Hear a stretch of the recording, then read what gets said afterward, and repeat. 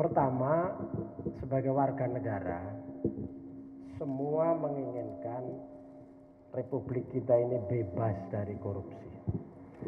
Republik kita ini republik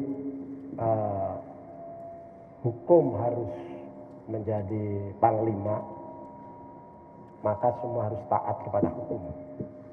Dalam konteks Caimin, sebetulnya kita kaget.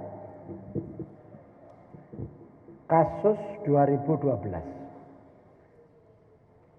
Setelah entah 2 orang, entah 3 orang yang sudah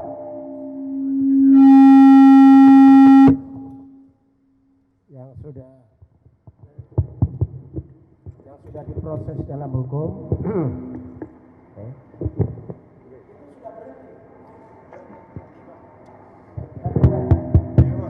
Halo? Nah, halo? Jadi harus ditekankan begini. Enggak ada, sudah lama sepi, sudah lama enggak kelihatan, enggak ngapa-ngapain, ya kan? Selama berapa tahun? 2012? 11 tahun? 13 tahun? 11. 2012, 13, 14, 15, 16, 17, 18, 19, 20, 21, 22, 23. Itu 13 tahun. Enggak ada kelanjutan proses itu. Sudah enggak ada selesai. Tiba-tiba begitu Caimin dideklarasikan menjadi calon wakil presiden, tiba-tiba muncul dari KPK.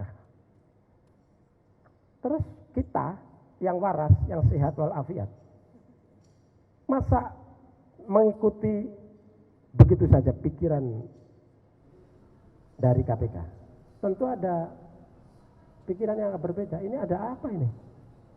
Ini betul proses hukum atau ini politik? KPK betul menjadi alat penegak hukum dalam konteks pemberantasan korupsi atau dia menjadi alat politik?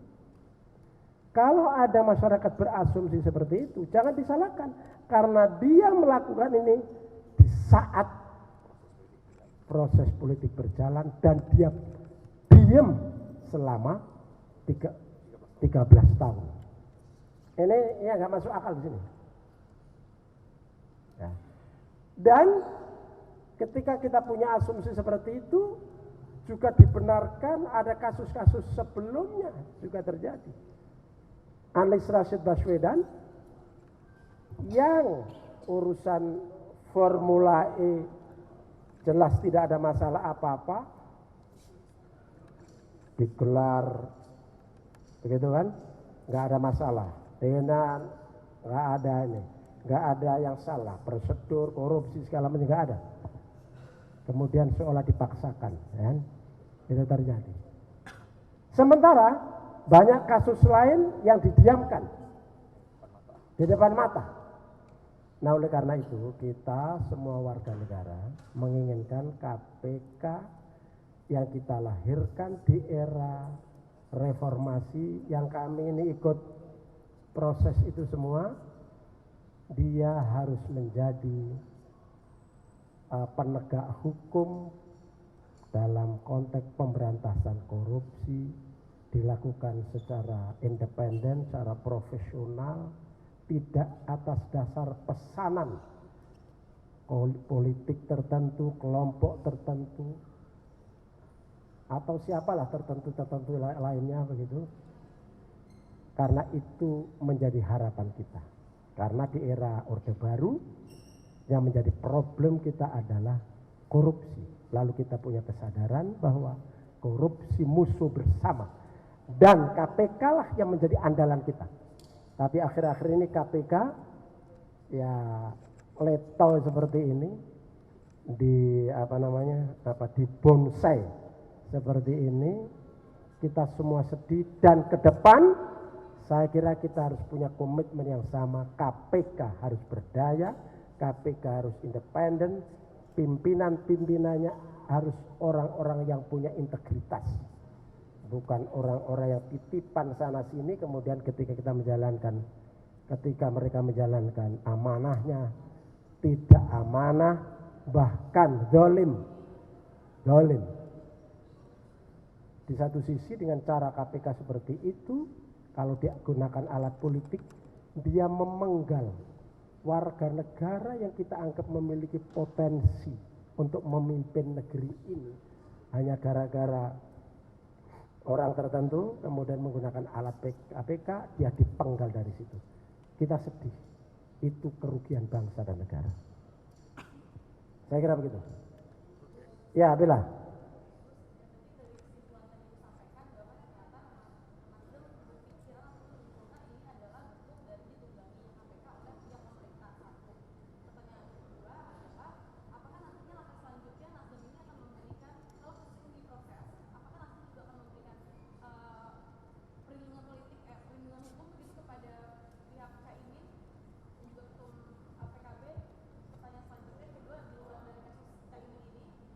Ojo banyak-banyak, lupa saya nanti.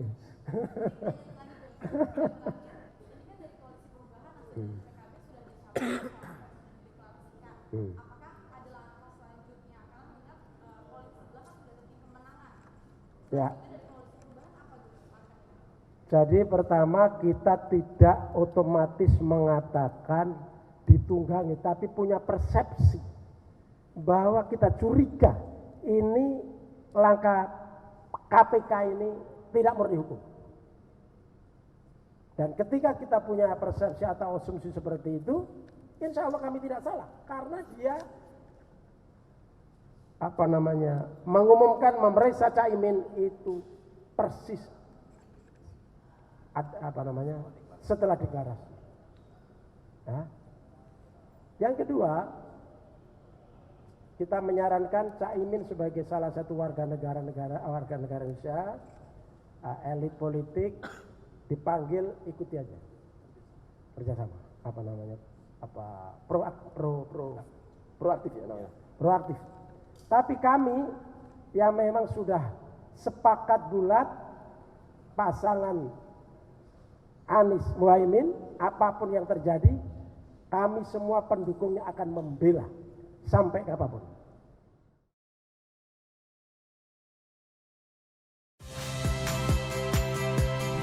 Saya Agin Fridianto. Saksikan terus program-program Kompas TV melalui siaran digital, pay TV, dan media streaming lain. Kompas TV, independen, terpercaya.